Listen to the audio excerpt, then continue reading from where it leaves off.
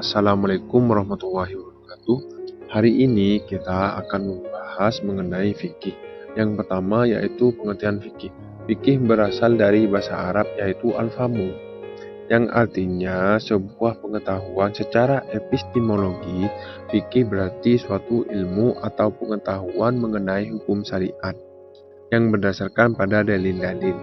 Fikih adalah suatu bidang ilmu dalam syariat Islam yang secara khusus membahas persoalan hukum yang nantinya akan mengatur aspek kehidupan pada manusia.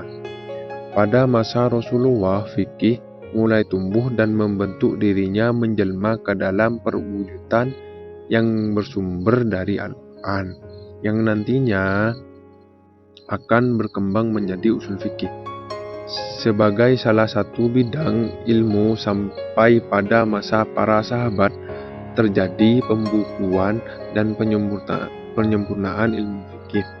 Sedangkan fikih pada masa taklid atau masa melemahnya para ulama dalam melakukan ijtihad, sehingga banyak timbul fuqaha yang mempropagandakan dari mazhab dan aliran mereka masing-masing.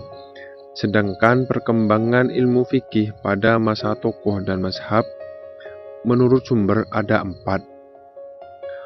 Ada empat mazhab yang masyhur, yaitu yang pertama mazhab Hanafi, yang kedua Maliki, yang ketiga Syafi'i, dan yang keempat Hambali. Lalu bagaimana urgensi ilmu fikih itu sendiri?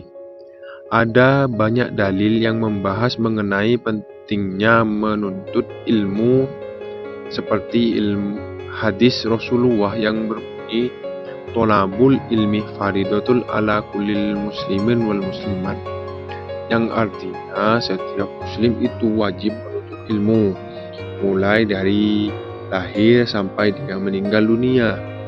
Dan di sini berarti kita juga wajib menuntut ilmu, salah satunya ilmu fikih. Lalu seberapa penting ilmu fikih itu dan kenapa harus mempelajari? Dan setiap agama itu memiliki ritual ibadah dan hal masing-masing termasuk Islam, di mana ini membahas dalam ilmu fikih. Alasan yang kedua yaitu ada ilmu faraid. Selain itu juga fikih merupakan pembahasan terbesar dalam agama Islam. Pembahasan berikutnya yaitu mengenai taklid. Artinya adalah meniru atau mengikuti seseorang tanpa melakukan ijtihad terlebih dahulu.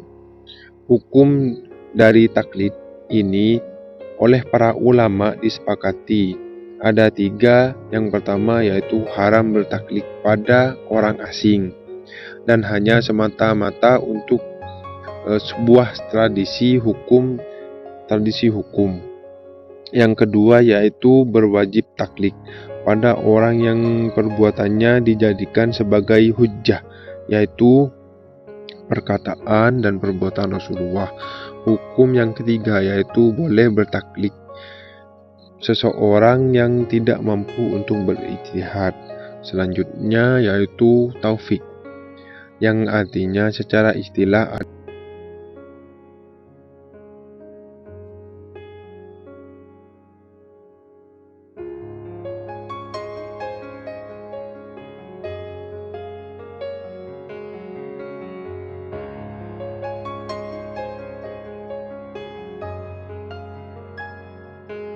adalah untuk seseorang yang mengikuti salah satu mazhab, tetapi ia juga mengikuti pada sebagian tertentu hukum dari taufik. Hukum dari taufik adalah boleh asal tidak merubah dari seluruh isi mazhab. Selanjutnya yaitu ittiba, yang artinya mengikuti perkataan orang lain dan kita mengetahui sumber dari pengambilannya hukum adalah boleh. Pembahasan selanjutnya yaitu mengenai sumber hukum-hukum Islam menjadi dua. Ada hukum yang disepakati dan ada hukum yang tidak disepakati. Hukum Islam yang tidak disepakati adalah sebagai berikut. Yang pertama yaitu ihtisan, yang artinya menganggap suatu baik. Yang kedua, masalah mursalah, yang artinya sesuatu yang dianggap bermanfaat. Yang ketiga yaitu iktisar, yang artinya menetapkan suatu hukum yang telah ada sebelumnya. Dan yang keempat yaitu urd atau adat kebiasaan pembahasan. Pembahasan berikutnya yaitu pembesaran dari 4 mazhab yang masyhur. Yang pertama yaitu penyebaran di sebagai warga Mesir, Syam, Irak, India, wilayah utara dan lainnya. Yang kedua yaitu mazhab Maliki yang tersebar di Mesir, Tunisia, Maroko, dan Andalusia. Yang ketiga yaitu mazhab Syafi'iyah yang tersebar di Irak, Pakistan, Syam, Yaman. Yang terakhir yaitu mazhab Hambali yang tersebar di Baghdad, Irak, dan Mesir.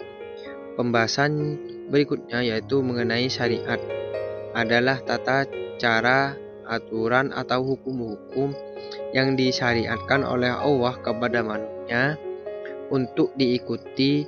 Hubungan antara syariat dan ilmu fikih adalah syariat suatu pedoman yang digunakan sebagai petunjuk hidup, sedangkan fikih adalah ilmu yang bertugas untuk menyusun aturan dasar serta ketentuan yang berpendapat dalam sunnah Nabi. Jadi keduanya sangat berkat pembedaan dari syariat. Ilmu fikih adalah syariat wahyu Allah dan sunnah Nabi, sedangkan ilmu fikih adalah pengetahuan dalam manusia untuk memahami syariat. Pembahasan yang terakhir berikutnya yaitu mengenai usul fikih. Usul fikih adalah suatu bunga pada kaidah yang mendasari atau potensi akidah yang menguasai hukum-hukum perbuatan dari dalil perkara yang melarang perbedaan antara usul fikih dengan eksploitasi dengan memaksakan hasil usaha agar selalu positif. Hukum riba ini sendiri menurut Imam Syafi'i adalah haram. Dan selanjutnya yaitu mengenai dari macam-macam riba. Yang pertama yaitu riba ad-duyun, yang artinya riba dari hutang piutang. Dan yang kedua riba buyu. Riba buyu itu dari jual beli.